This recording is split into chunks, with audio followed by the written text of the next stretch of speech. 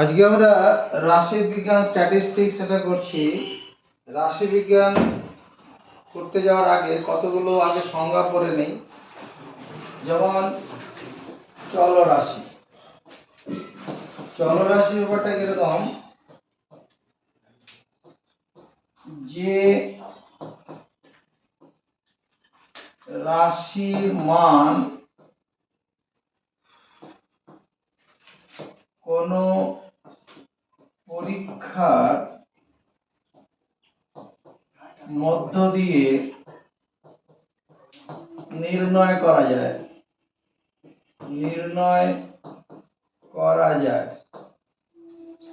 যে রাশির মান কোনো পরীক্ষার মধ্য দিয়ে নির্ণয় করা যায় তা হলো চলরাশি। পরীক্ষায় ছাত্রদের পরীক্ষায় প্রাপ্ত নম্বর, ছাত্রদের পরীক্ষায় প্রাপ্ত নম্বর, প্রাপ্ত কয়তয়,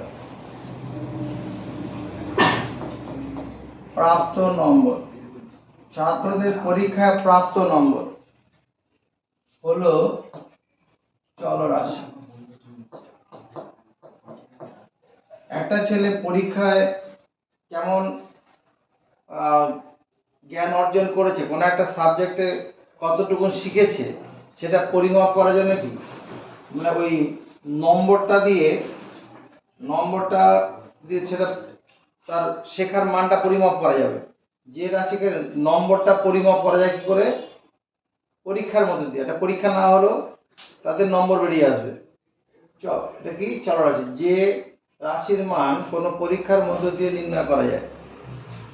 কি তারপরে কি, তোমার তাপমাত্রা, দিনের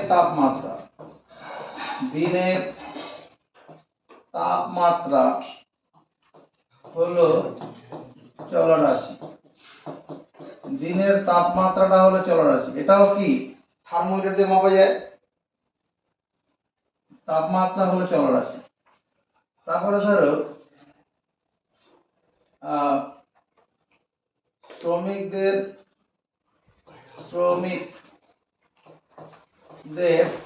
মাসিক বেতন,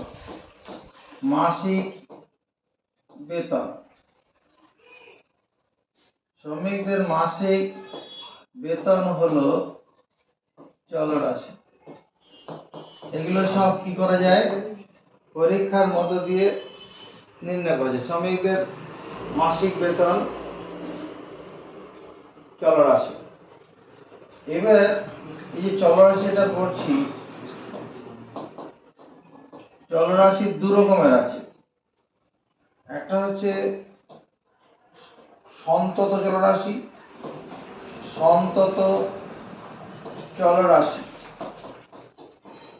আর একটা হচ্ছে বিচ্ছিন্ন চলরাশি।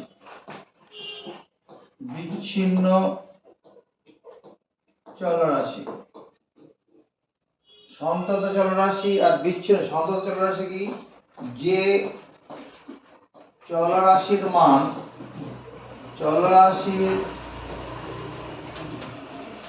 চলরাশিটির মান দুটি নির্দিষ্ট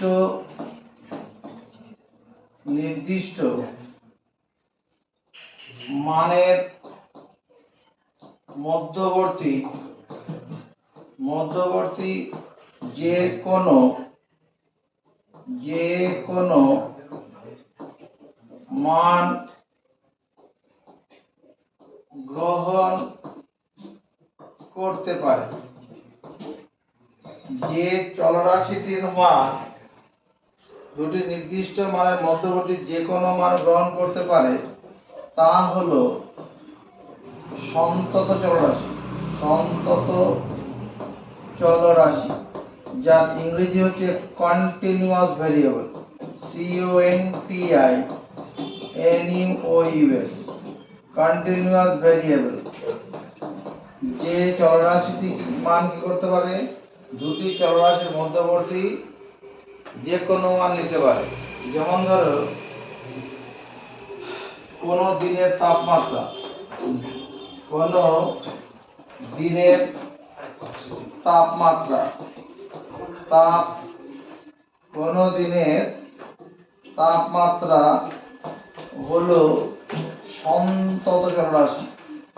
সন্তত চলরাশি একদিনে কোনো একটা দিন, এখনকার যেটা হয় তোমার দিনের টেম্পারেচার কমে খুব বেশি হলো হয়তো 28 ডিগ্রি সেন্টিগ্রেড হচ্ছে, আর তাপমাত্রা বেড়ে বেড়ে হয়তো 42-43 ডিগ্রি হলো।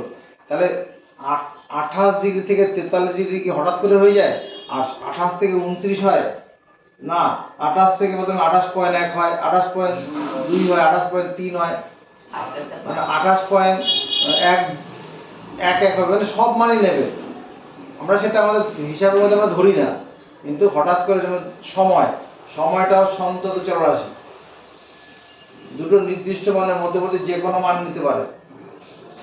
হ্যাঁ, তো মানে যে দিনের তাপমাত্রার ক্ষেত্রে কি বললাম, যে দিনের তাপমাত্রা তো এখন যদি হয় 28 ডিগ্রি সেন্টিগ্রেড সবচেয়ে কম, আর সবচেয়ে বেশি কত 43 ডিগ্রি সেন্টিগ্রেড। তাহলে 28 থেকে 43-এর মধ্যে যে কোনো মান নিতে পারে, মানে 32.05 ডিগ্রি সেটাও এর মধ্যে হবে। এটা সন্তত চলরাশি। আর বিচ্ছিন্ন চলরাশি যে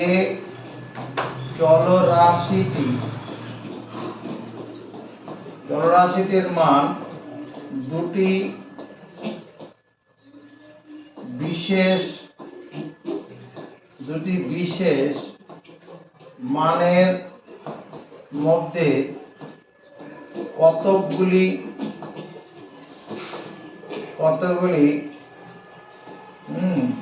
বিশেষ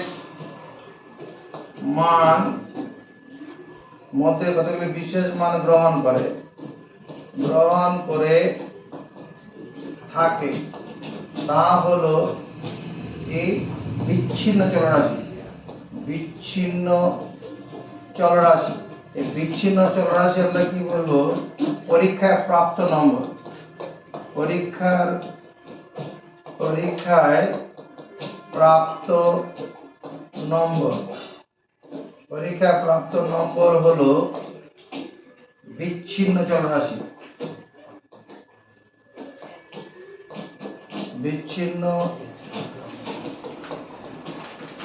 পরীক্ষায় প্রাপ্ত নম্বর বিচ্ছিন্ন চলরাশি।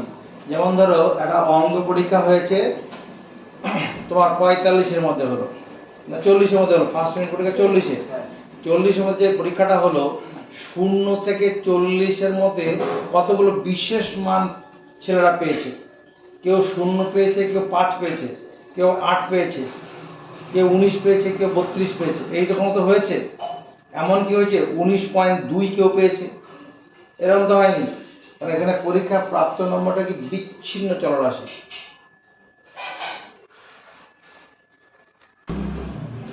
এবার প্রসার কাকে বলে?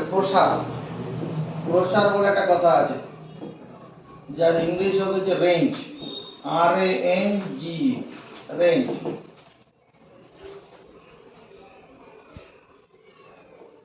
কোন রাশি তথ্যে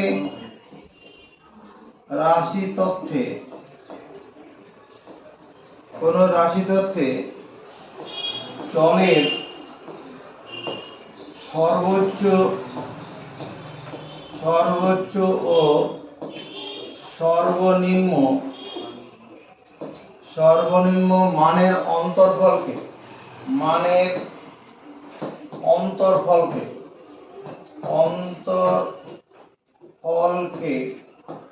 বলে প্রসার। মুখস্থ করো।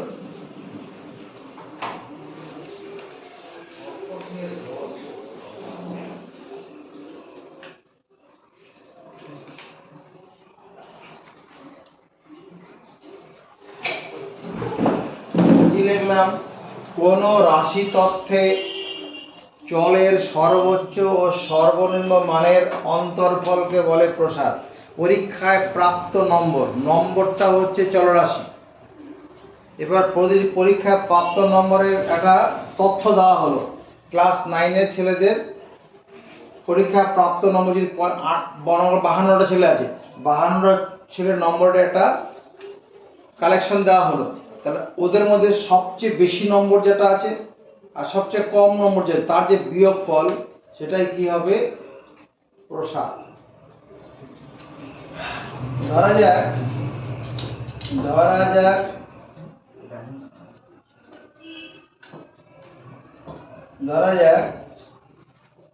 Class 9-এর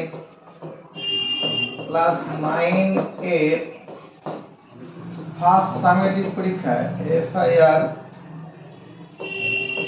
first summative SUMMA summative first summative পরীক্ষায় অঙ্কে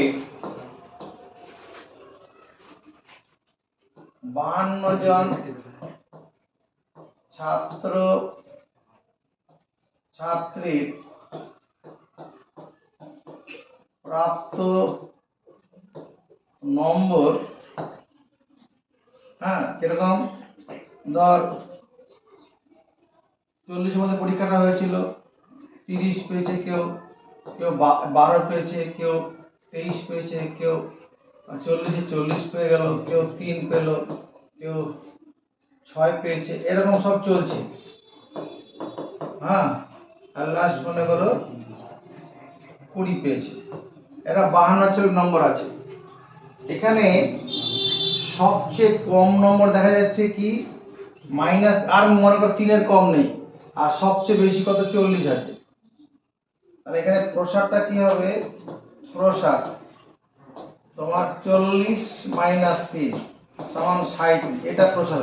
এখানে 3-এর কম নম্বর কোথাও নেই, আর 40-এর বেশি তো হবেই না, 40-এর মধ্যে পরীক্ষাটা আছে, এটাই প্রসার।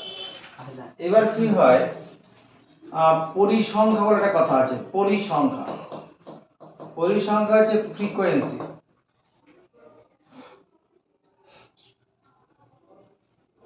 কোন রাশি তথ্যে কোন একটি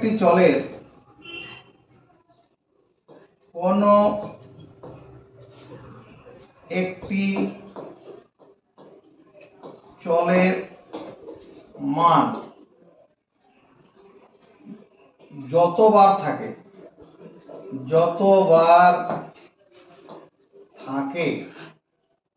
কোন রাশি তথ্যে কোন একটি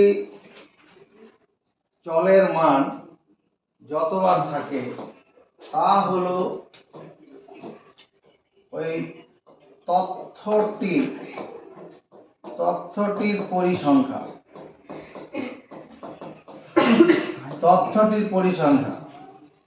ধরো একটি পরীক্ষায় কি হয়েছে, ওই 52 জন ছাত্রের মধ্যে অঙ্কে মনে করো 22 পেয়েছে কত? 3 জন হতে পারে। ধরো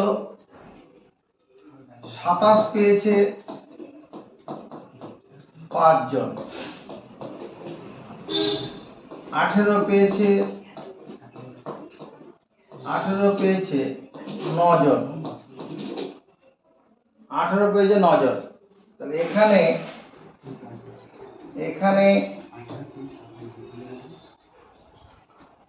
3 হলো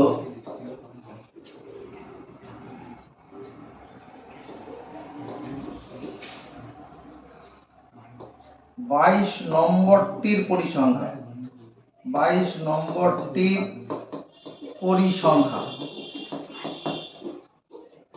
3 হলো 22 নম্বরের পরিসংখ্যা, আর এখানে 5 হলো 27 নম্বরটির পরিসংখ্যা, আর 9 হলো 18 নম্বরটির পরিসংখ্যা।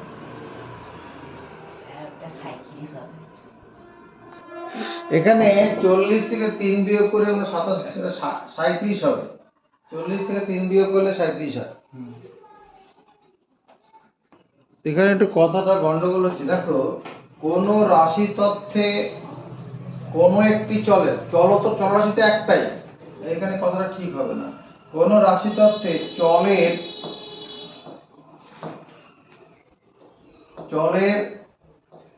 কোন একটি মান যতবার থাকে, চলের নম্বর একটা চলরাশি, তার কোনো একটা মান যতবার আছে, যেমন এই যেমন 3, এখানে 22 নম্বরটা 3 বার আছে, 3 হবে চলরাশি।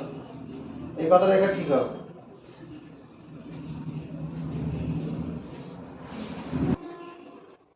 প্রাথমিক তথ্য, প্রাইমারি ডাটা। প্রাথমিক তথ্য, যার ইংলিশ হলো primary, PRIMARY, primary data. Primary data কি বলা হয়?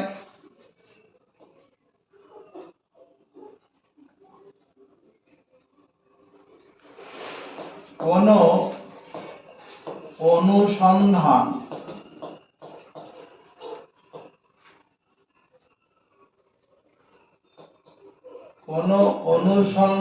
ক্ষেত্র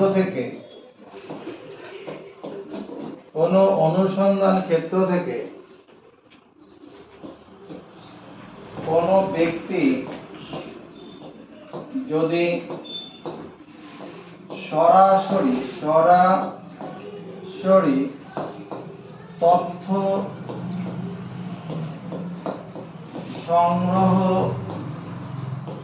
করে, তবে সেই তথ্যকে বলে প্রাথমিক তথ্য। প্রাথমিক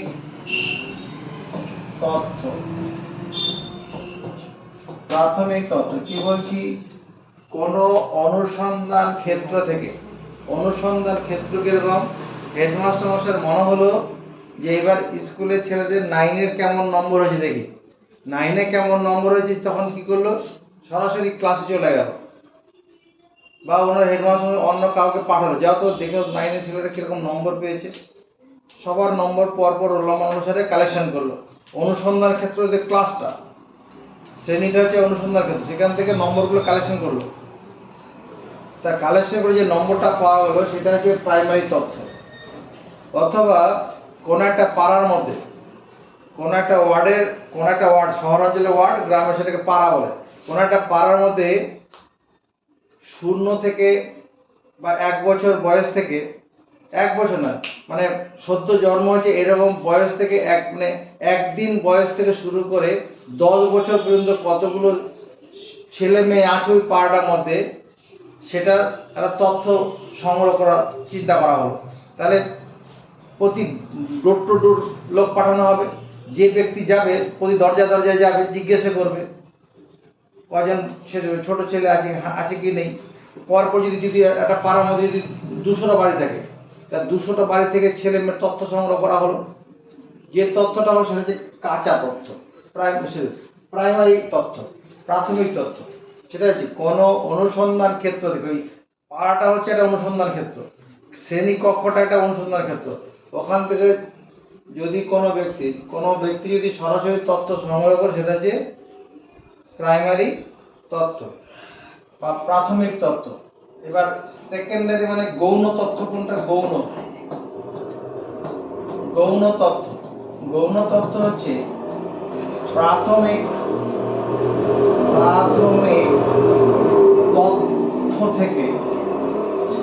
প্রাথমিক তথ্য থেকে সংগ্রহ করা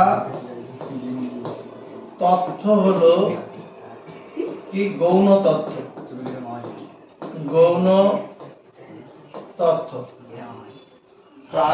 প্রাথমিক তথ্য থেকে সংগ্রহ করা তথ্য হলো গৌণ তথ্য। যেমন সংবাদ মাধ্যমে কি করছে? জনসংখ্যার একটা তথ্য দিচ্ছে।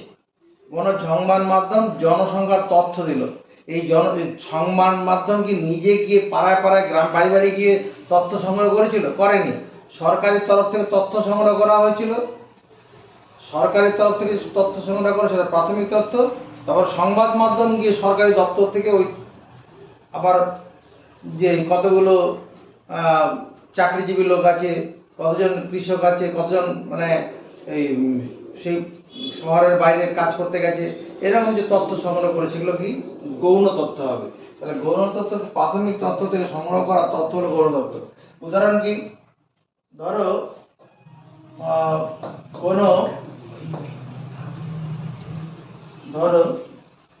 কোনো এলাকা থেকে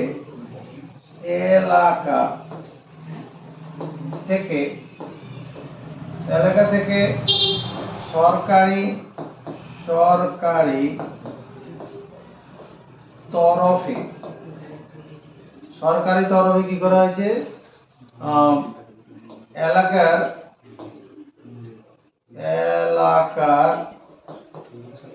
মানুষদের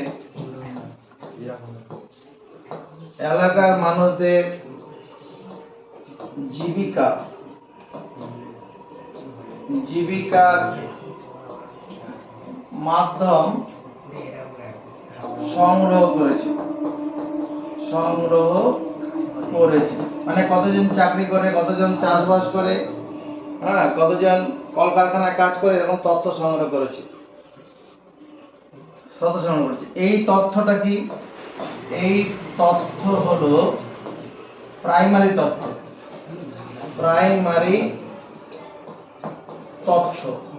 এবার এই প্রাইমারি যদি কোনো সংবাদ মাধ্যম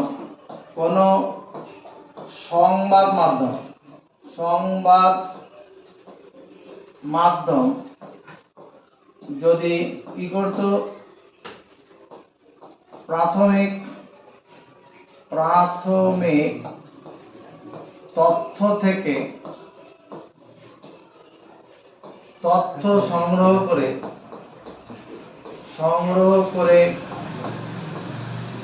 সংবাদ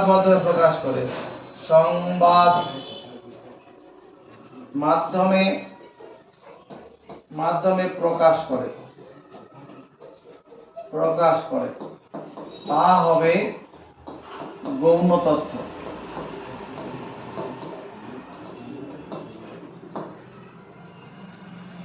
ভোটের যে রেজাল্ট যেটা হলো, প্রথমে সরকারি তরফ থেকে সেটা সংগ্রহ করা যে তথ্য, তারপরে সংবাদ মাধ্যম টিভিতে সেটা পরে গৌণ তথ্য, মানে গণমাধ্যমে গৌণ তথ্য প্রসার করা হয়। গণমাধ্যমে কি করা হয়, এখানে তুমি লিখে রাখতে পারো, গণমাধ্যম মানে টিভি, রেডিও, সংবাদপত্র যেগুলো আছে, গণমাধ্যমে গৌণ তথ্য প্রচার করা হয়, প্রচার করা হয়। এবার কাঁচা তথ্য বলে একটা কথা আছে,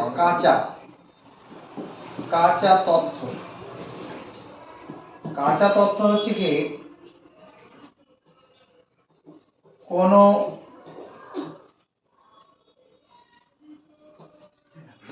অনুসন্ধান ক্ষেত্র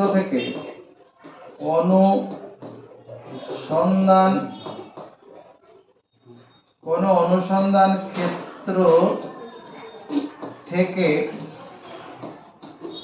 পরপর সংগ্রহ করা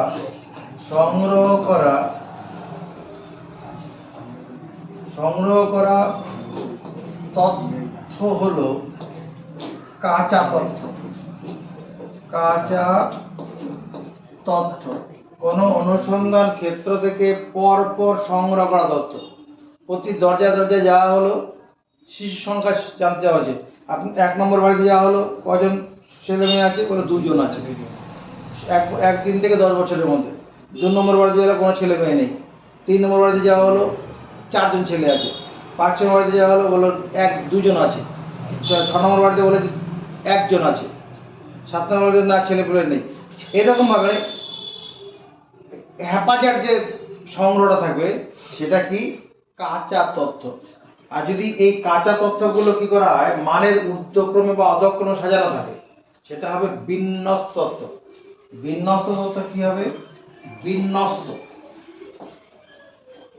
বিন্যস্ত তথ্য যদি সংগ্রহ করা কাঁচা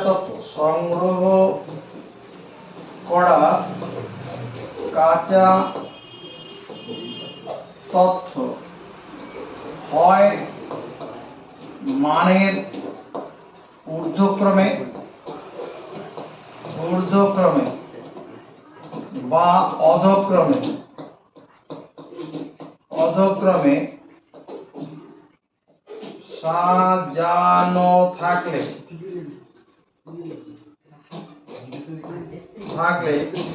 তা হয় কি বিন্যস্ত তথ্য।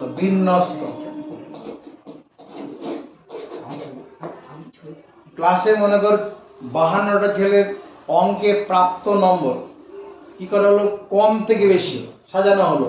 যে হয়তো 7টা ছেলে আছে 2 পেয়েছে, 2 2 2 7বার লেখা হলো।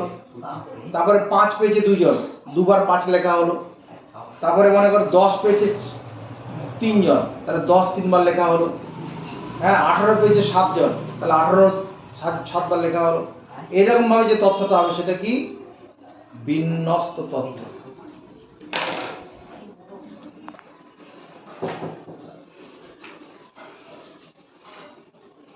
এবার পরিসংখ্যা বিভাজন তালিকা। পরিসংখ্যা বিভাজন তালিকা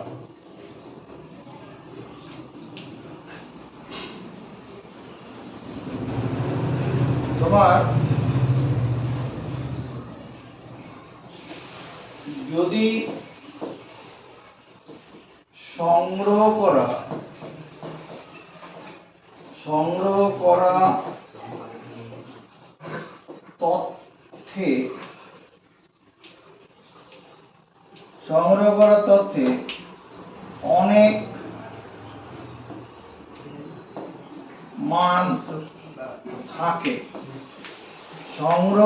তথ্যে অনেক মান থাকে,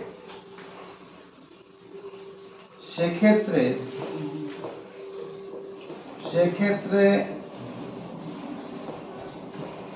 তথ্যটিকে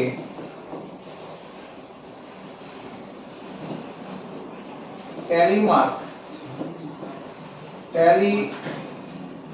মার্ক ব্যবহার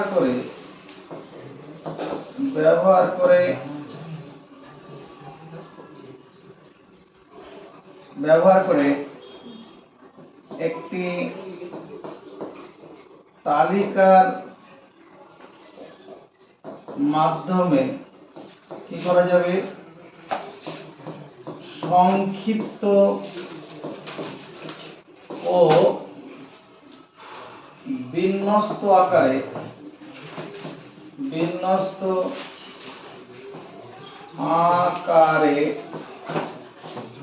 তুলে ধরা যায়। এই তালিকাকে বলে পরিসংখ্যা বিভাজন তালিকা।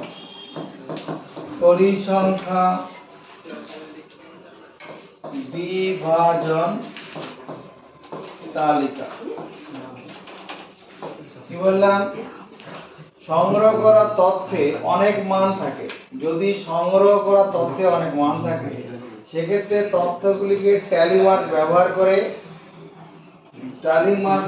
করে কি করা যাবে, একটি তালিকার মাধ্যমে সংক্ষিপ্ত ও বিন্যস্ত আকারে প্রকাশ করা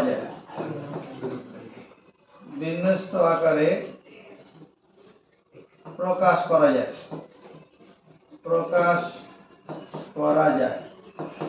এই তালিকাকে বলে পরিসংখ্যা বিভাজন তালিকা। উদাহরণ দিয়ে বোঝাচ্ছি। মনে করো একটি ক্লাসে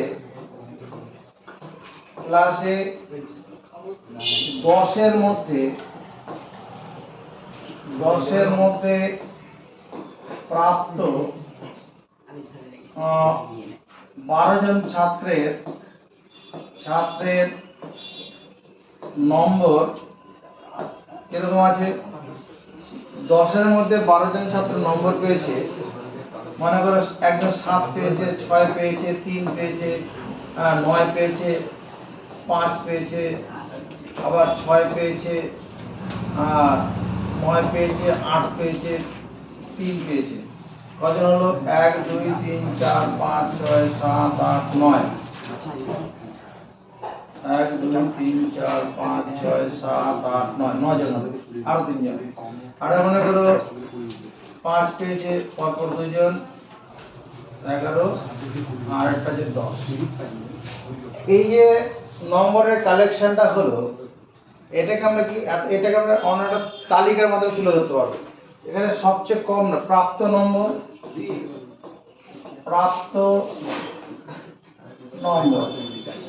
ট্যালি মার্ক, পরিসংখ্যা। এখানে 3 সবচেয়ে কম নম্বর আছে। 3 কজন পেয়েছে? 3, এখানে একজনই 3 আছে, এখানে 1 দেবো। 3-এর পরে কি 4 নেই, 5। 5 নম্বরটা দেখো 3 জায়গায় আছে, 1 2 3 জায়গায়, 1 2 3 জায়গায় 5 আছে। 3 2 জায়গায় আছে। ও তাহলে 3 2 জায়গায়, হ্যাঁ 2 জায়গায় আছে। 3 এখানে আছে, এখানে আছে, 2 জায়গায়। 6 কয় জায়গায় আছে? 2 জায়গায়। 1 2 জায়গায় আছে, তাহলে 2 জায়গায় এরকম দাগ দেবো, বাঁকা লাইন দেবো। 7 এক জায়গাতেই আছে, 8 আছে, নেই। 9 কয় জায়গায় আছে? 1 2, 8 এক জায়গায় আছে, 8 এক জায়গায় আছে। 9 কয় জায়গায় আছে? 2 জায়গায় 9 দিলাম। 10 এক জায়গায়। তাহলে এখানে কটার দাগ আছে এরকম বাঁকা লাইন? 2টো, পরিসংখ্যা 2। 3টে দাগ আর 3 পরিসংখ্যা, 2টো দাগ পরিসংখ্যা 2, একটা দাগ পরিসংখ্যা 1, একটা দাগ পরিসংখ্যা 1, 2টো দাগ পরিসংখ্যা 2, একটা দাগ পরিসংখ্যা 1। এখানে দেখো মোট 12 জন হবে। 2 আর 3 5, 5 আর 2 7 8 9 10 11 12, মোট পরিসংখ্যা 12। মোট পরিসংখ্যা 12। এটা আমরা 12 জন ছাত্র দেখালাম। যদি 122 জন ছাত্র হতো তাহলে এরকম ভাবে প্রকাশ করে দেওয়া যেত। তাহলে এই যে তালিকাটা হলো, এটা হচ্ছে পরিসংখ্যা বিভাজন তালিকা। পরিসংখ্যা বিভাজন তালিকা যে তালিকা থেকে আমাদের বলে দিচ্ছে, এই তালিকাতে কি বলে দিচ্ছে যে প্রাপ্ত নম্বর 3 কজন আছে? 2 জন। এখানে যদি এটা 12 জন ছাত্র বলে বোঝা যাচ্ছে, কিন্তু যখন 122 জন হবে তখন কিন্তু এই তালিকা থেকে 3 কজন পেয়েছে খুঁজে বার করা মুশকিল। নিজের যখন চোখের সামনে যখন এরকম থাকবে তখন আমরা একবারে বলে দেবো যে 3 নম্বর পেয়েছে 2 জন, হ্যাঁ 5 নম্বর পেয়েছে 3 জন। এই তালিকাটাকে বলা যায় কি? পরিসংখ্যা বিভাজন তালিকা। এবার যখন এই পরিসংখ্যা বিভাজন তালিকাটায় মানে যে তথ্য সংগ্রহ করা হয়েছে সেই তথ্যটা অনেক বেশি মান নিয়ে আছে। মনে করো 152 জন ছাত্রের প্রাপ্ত নম্বর আছে, তখন এইভাবে করাটা আরো কষ্টকর ব্যবহার হবে। তখন কি করা হবে? যখন তথ্যের মান অনেক বেশি সংখ্যা থাকবে, তথ্যের মান যখন অনেক বেশি সংখ্যা হবে তখন শ্রেণী বিভাজন তালিকা না হয়, শ্রেণী পরিসংখ্যা বিভাজন তালিকার সাহায্য না হয়। যেমন ক্লাসে মনে করো 80টা ছেলে আছে, 80টা ছেলে প্রাপ্ত নম্বর 0 থেকে 10 পর্যন্ত কজন পেয়েছে, 10 থেকে 20 পর্যন্ত কজন পেয়েছে, তখন ওইভাবে না হয়। তাহলে সেই তথ্যটা আরো ছোট হয়ে চলে আসবে। মানে কোনো তথ্যের এরকম চিন্তা করি, কোনো তথ্যের মান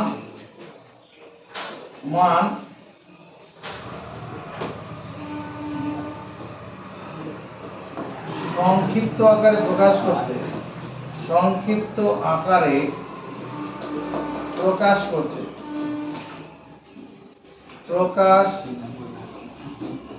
কোনো তথ্যের মান সংক্ষিপ্ত আকারে প্রকাশ করতে কি করা হয়?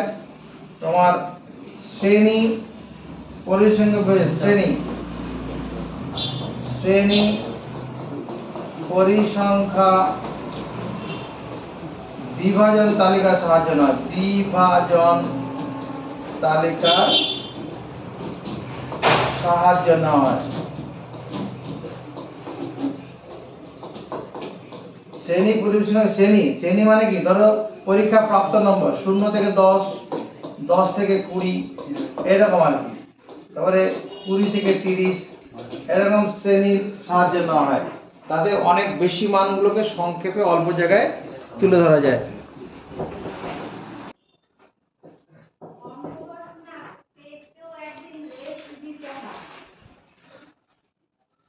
ক্লাস বা শ্রেণী, যে শ্রেণীর কথা বলছি, শ্রেণী দু রকমের হয়।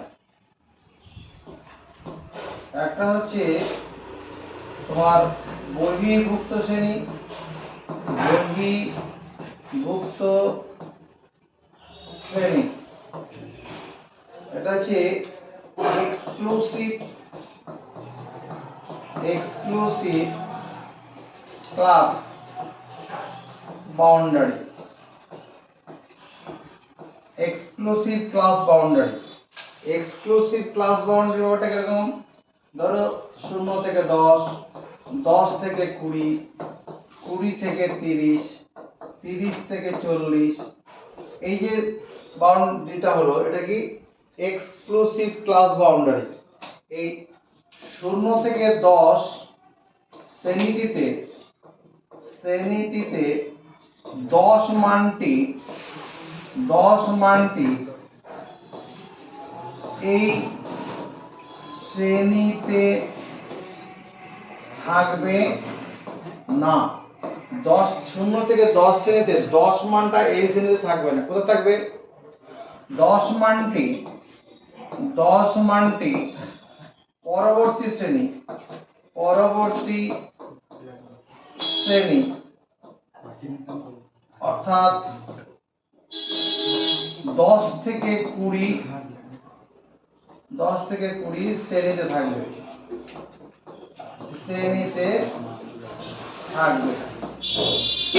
10 মানটা 0 থেকে 10 শ্রেণীতে হবে না, 10 থেকে 20 শ্রেণীতে থাকবে, মানে বাইরে থাকবে।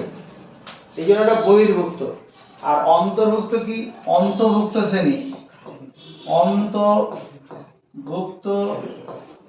শ্রেণী এটা যে ইনক্লুসিভ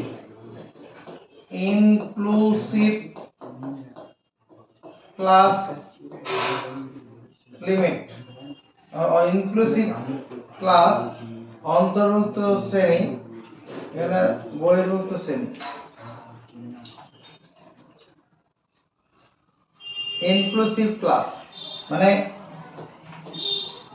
যে শ্রেণীর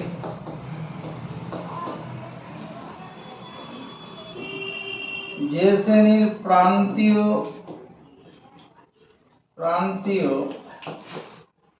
মানটি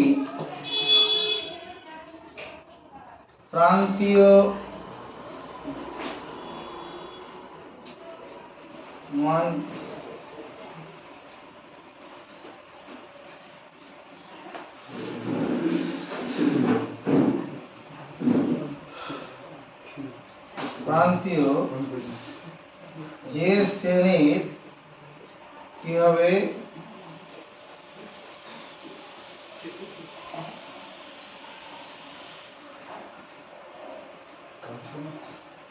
যে শ্রেণীর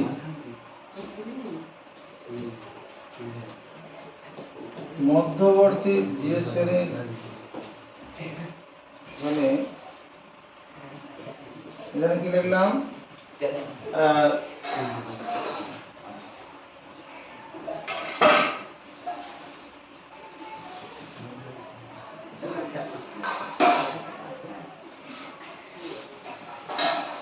যে শ্রেণীর মান সেই শ্রেণীর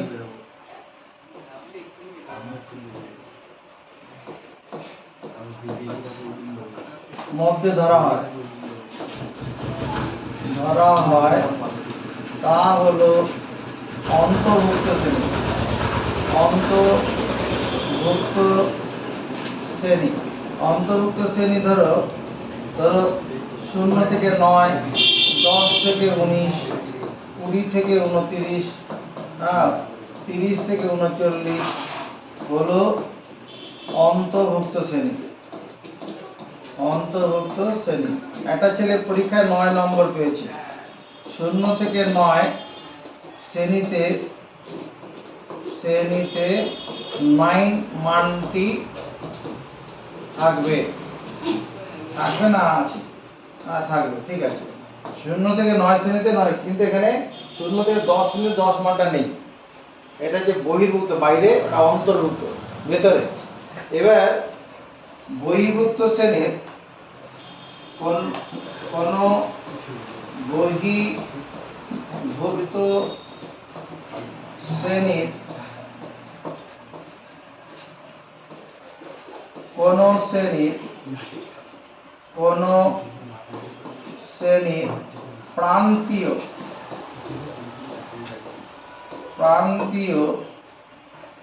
মান দুটিকে বলে তোমার class boundary. BOUNDARIES, class boundaries. এবার সর্বনিম্ন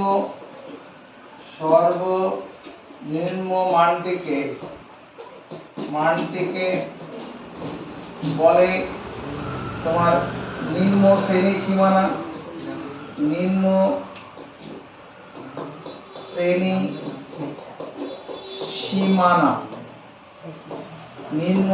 সীমানা। আর সর্বোচ্চ মানটিকে বলে ঊর্ধ্ব শ্রেণী সীমানা। ঊর্ধ্ব শ্রেণী সীমানা। যেমন 10 থেকে 20 শ্রেণী যদি চিন্তা করি, 10 মানটা হলো কি নিম্ন শ্রেণী সীমানা। এখানে 10 থেকে 20 শ্রেণীর 10 মানটিকে বলে কি বলে নিম্ন শ্রেণী সীমানা। নিম্ন শ্রেণী সীমানা।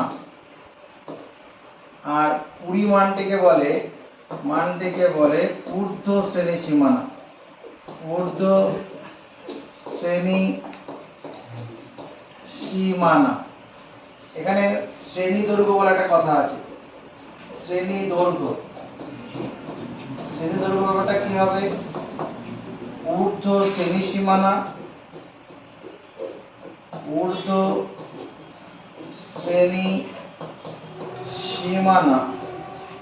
এখান থেকে মাইনাস করব কি নিম্ন শ্রেণী সীমানা।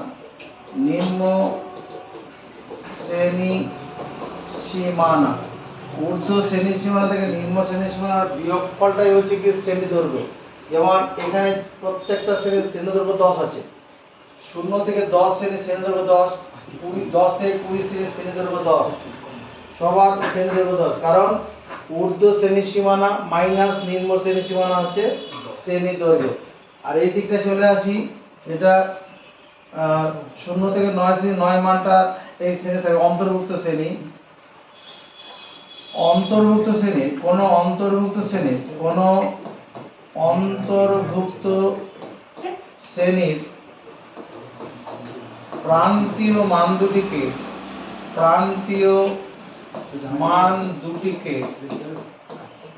বলে শ্রেণী সীমা। প্রান্তীয় মান দুটিকে বলে শ্রেণী সীমা, মানে ক্লাস লিমিট। ক্লাস লিমিট যখন ব্যাপারটা হলো, তাহলে 0 থেকে 9 শ্রেণীর